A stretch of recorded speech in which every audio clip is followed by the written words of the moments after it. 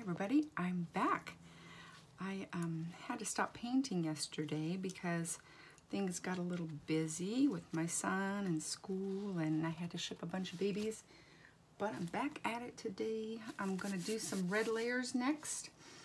And I don't do blushing at this point. I'm just doing some creasing. And that usually means you just kind of go in there where all those wrinkly bits are and give it some depth and some color and start livening things up a little bit. I'm working on Kimberly here, and I've got her neck nice and pink. I like that. I like the way it looks. Not everybody does, but I do. And I know a lot of people, when they're creasing, they just hit the creases. They just go into the lines. I like to feather it out a little bit. So here's an example. Most people would just crease that chin line, and I think that works for some babies. But for this baby, I'm going to just feather out some of that a little bit so that the darkest part is in the line, but there's some light pink all around here. And I just did Brooklyn.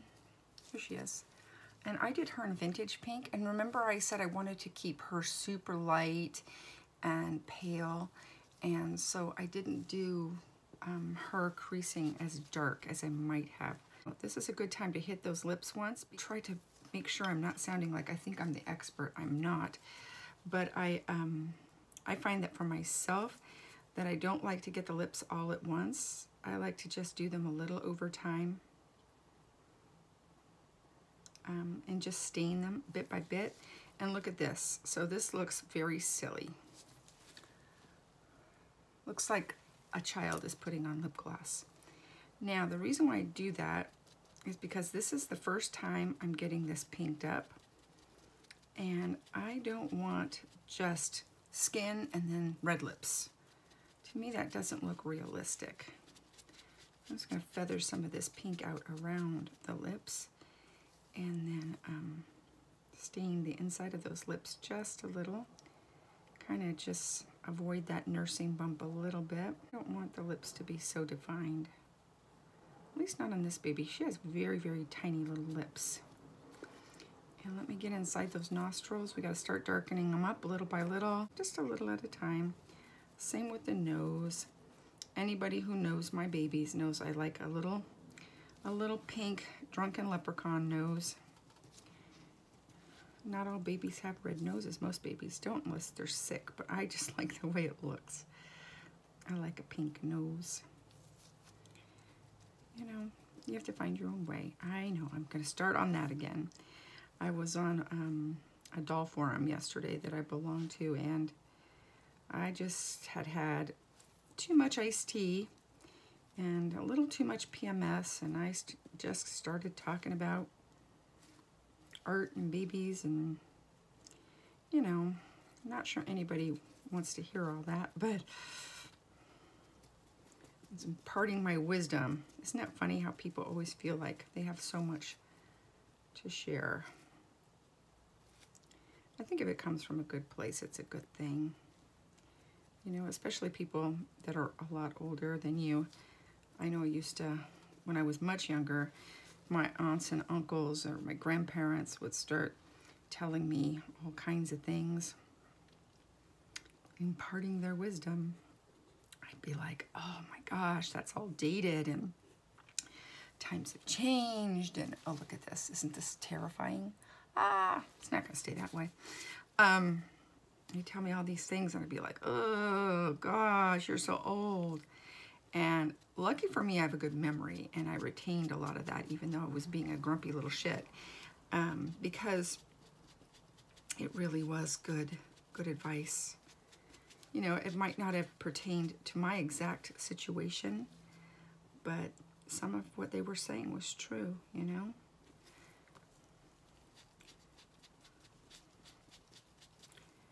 My grandparents were very honest people.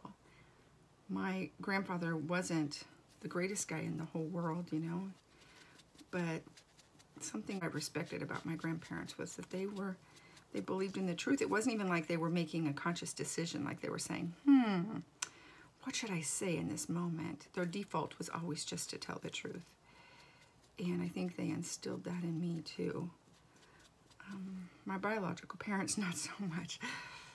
But I'm a big fan of the truth. Even if it gets you in trouble, even if it doesn't feel great in the moment, at the end of the day, it's the best thing to do.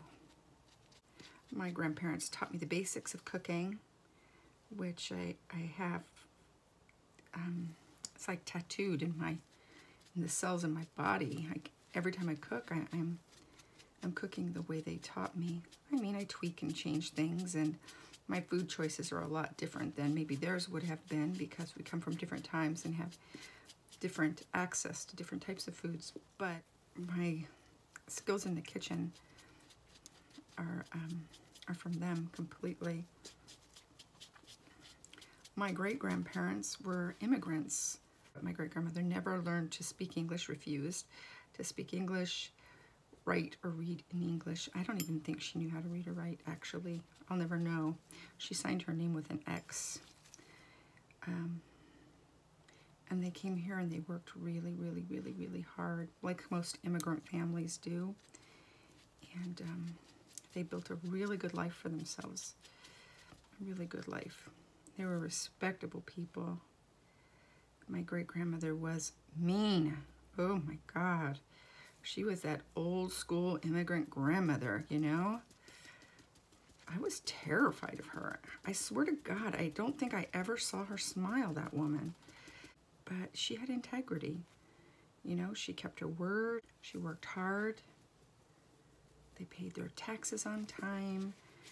They gave to their church. They were good people. They knew how to live on little. Even when they had more, they still acted like they had little, and I think that's why they were so successful. My great-grandfather was like a maintenance man. He was a smart guy, and he loved fixing things and organizing things, and they had one of those very well-run homes. Even though my great-grandmother worked, and she worked hard in a factory, her home was beautiful. Not pretentious, but when they bought things, they didn't buy cheap things. They bought quality things, and they would keep it for a really long time. I mean, the refrigerator that they had when I was little was still in that house when my grandmother died. When my great-grandparents died, my grandmother took over that house, and everything that was in it, when my great-grandmother died, was still in it. All the furniture, the appliances, the stove. They just bought really good quality things. And, you know, things were made back then, better quality. There was planned obsolescence, but they didn't fall for that. It was none of this, oh, the refrigerator is broken, we'll get a new refrigerator. It was, the refrigerator is broken, let's fix it. And that's how they rolled. And they referred to everything in their home by its brand name. Isn't that funny? Like the sofa was the Chesterfield. They were brand loyal too, which I think is interesting. My aunt is still alive, and she is brand loyal also. Like, they only buy one kind of mayonnaise, no other mayonnaise.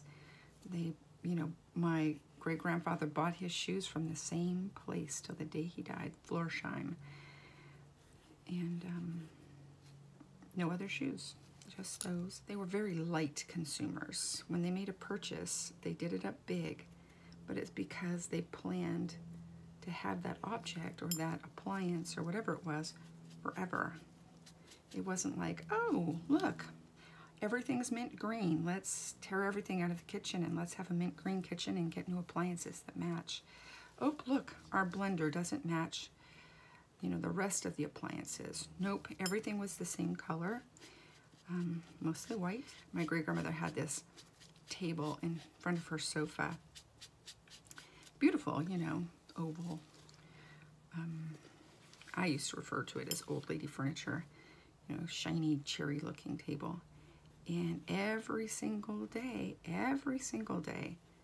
she got up and she put pledge on that table, put a little doily down, and a little candy dish, a little crystal candy dish full of Jordan almonds, which when we came over, we were allowed to have one if we behaved ourselves and we were quiet and we didn't bother anybody. We could have one, and it was a supervised one. She'd open the dish, she'd hand it to us, and whatever one we touched, we took, we ate, and that was it. And we knew not to ask for another one. That's just how they rolled, you know. Geez, my kids, if they saw a candy dish full of anything, they would just sit down and eat it all. Another interesting thing was when you went to, and I don't know why I'm talking about this, it's just, my brain is going down memory lane here. Another thing they did was, and this might be like something that came from them being immigrants or something, but they didn't think anything odd about offering you toast and tea. When you went to their house, they would bring you into, you know, if you were company, you sat in the living room. But if you were family, you came into the kitchen, of course. And they always had on their table like a little tablecloth and a little like Lazy Susan thing, and a butter dish with a lid, a sugar dish with a lid, a little U-shaped thing that had pretty little napkins in it, pineapple apricot jam, and when you sat down, they'd say, "What would you like, some toast?" They wouldn't ask if you wanted tea or coffee. That was just a given. And they would make you some toast on white bread and put it on a little plate and give it to you, and you were expected to put butter and a little apricot jam on it and enjoy that with your tea or your coffee. Didn't matter what time of day it was. That's just the way they did it. And when I was growing up, I thought that's what everybody did. I found out, nope, not so much. We don't offer our friends toast. But you know what? Not a bad idea. Maybe I'll bring it back. I love toast. Who doesn't love toast? Oh my gosh. I probably wouldn't do white bread though. Maybe a really nice loaf of really super crusty, like a batard or a nice sourdough with maybe fig jam. Oh, killing me. I don't eat much bread anymore these days because I'm chubby, but yeah, if I were going to offer somebody toast, it would be that. And she also hid cookies in the bread warming drawer, the broiler drawer. I don't know what you'd call it, but she had this really old stove that I remember when the movers had to get it out of there after my grandmother died. It weighed like 20 tons and it still worked. And there used to be these little drawers underneath, and I don't know if they were for broiling or if they were for keeping bread warm or what the deal was, but they didn't use it for anything but hiding things like cookies and some pastries. My great-grandmother was from Portugal, and she used to go to the Portuguese bakery and get these really cool cookies. They were shaped kind of like a donut, and they were really hard.